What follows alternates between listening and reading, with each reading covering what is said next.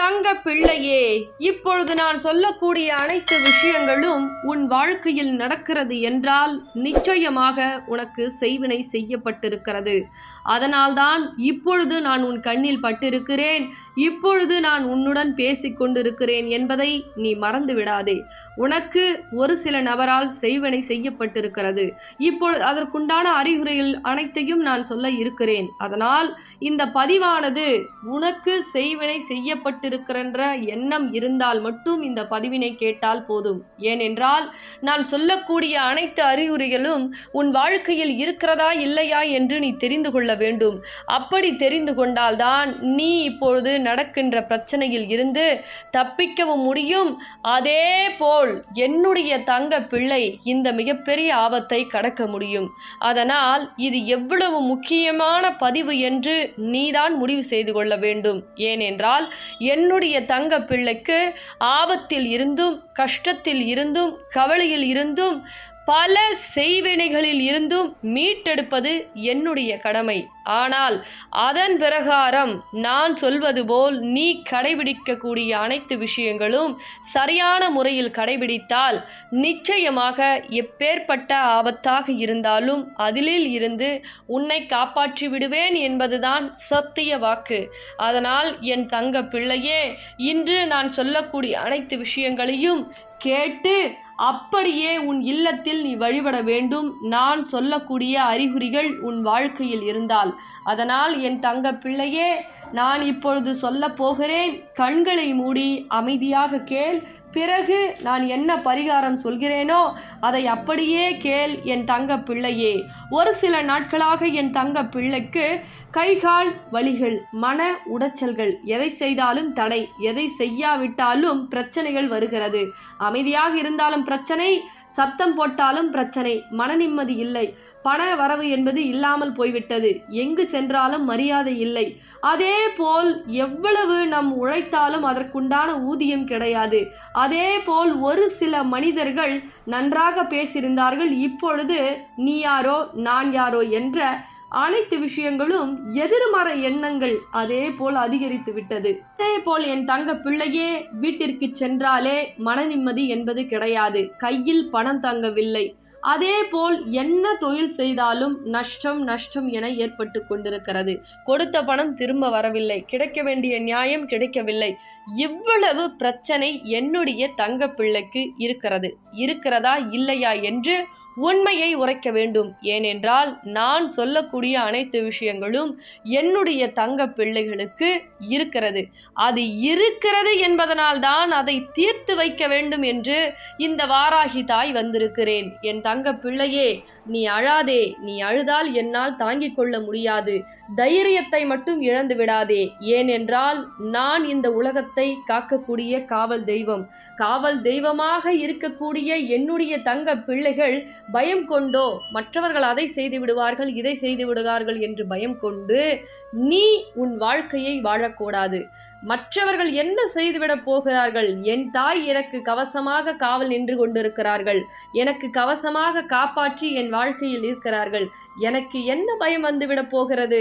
எனக்கு என்ன பிரச்சனை வந்துவிடப் போகிறது? எல்லாம் என் தாய் பார்த்து கொள்வார்கள் என்று என்னுடைய தங்க பிள்ளையானது ஆத்மார்த்தமாக தைரியமாக இருக்க வேண்டும். இப்படி என் தங்க பிள்ளை ஒவ்வொரு நாட்களும் ஒரு நிமிடம் நீ நினைத்தாலே போதும். என் தங்க பிள்ளையே, நான் சொல்வதை கேள். எனக்கு எதுவும் நடக்காது, என் வாழ்க்கையில் ஏமாற்றம் மட்டுமே நிலைக்கும், அப்படி என்ற எண்ணத்தை எல்லாம் தூக்கி எறிந்துவிட்டு ஒரே நிமிடம் நான் சொல்வதை நினைத்து பார். என் தாய் இருக்கிறார்கள், எனக்கு அனைத்துமே நடக்கப் போகிறது. எனக்கு என்ன செய்வினை செய்தாலும் அது அனைத்துமே அவர்களுக்கு போய் சேரப்போகிறது. என் தாய் கவசமாக இருந்து என்னை காப்பாற்றி கொண்டிருக்கிறார்கள். அன்னையாய் அனைத்துமாய் மாறி என் தாய் வழிநடத்தி கொண்டிருக்கிறார்கள். என் வாழ்க்கை உயரப்போகிறது.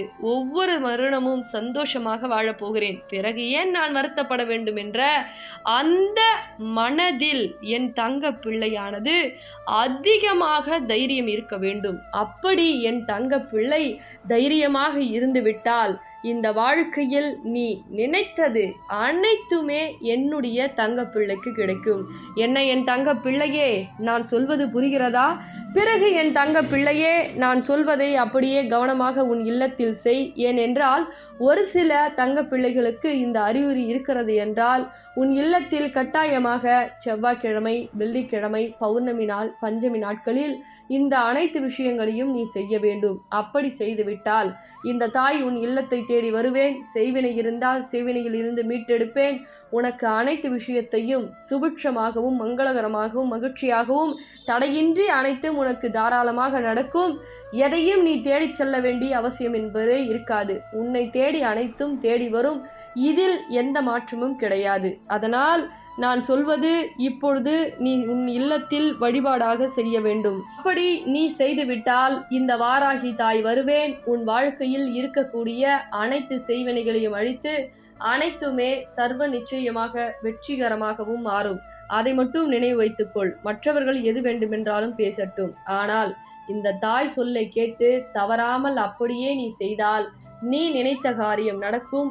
இதில் ஒவ்வொரு தருணமும் உனக்கு வெற்றி மட்டும்தான் நிலைக்கும், தோல்வி என்பதே கிடையாது. அதுவும் என் தங்க பிள்ளை என்னை ஆத்மார்த்தமாக நம்பிக்கையோடு வணங்கினால் இந்த தாய் உனக்கு அனைத்துமே செய்து கொடுப்பேன். என் தங்க பிள்ளையே, நான் சொல்வது புரிகிறதா?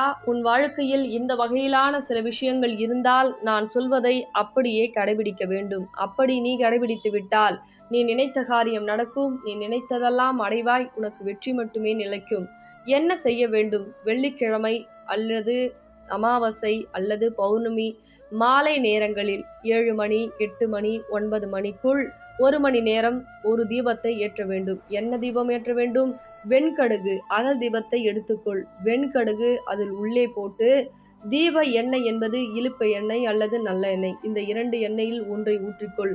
வெண்கடுகு நாட்டு மருந்து கடைகளில் கிடைக்கும். செய்வினை செய்யப்பட்டிருந்தால் அந்த வெண்கடுகு உன்னுடைய வாசலில் வைத்து தீபத்தை ஏற்றும் பொழுது வெடித்து சிதறும். ஏனென்றால் உன்னுடைய கஷ்டங்கள் வெடித்து சிதறும். அதே போல் உன் செய்வினைகள் வெடித்து சிதறும்.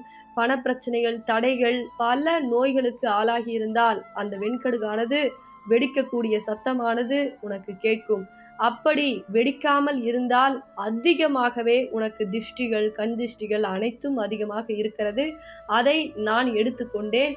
அதே போல் உனக்கு எந்த பிரச்சனையும் இனிமேல் வராது.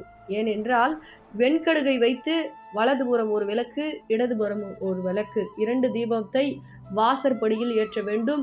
பூஜை அறையில் வெண்கடுகை போட்டு ஏற்றாதே.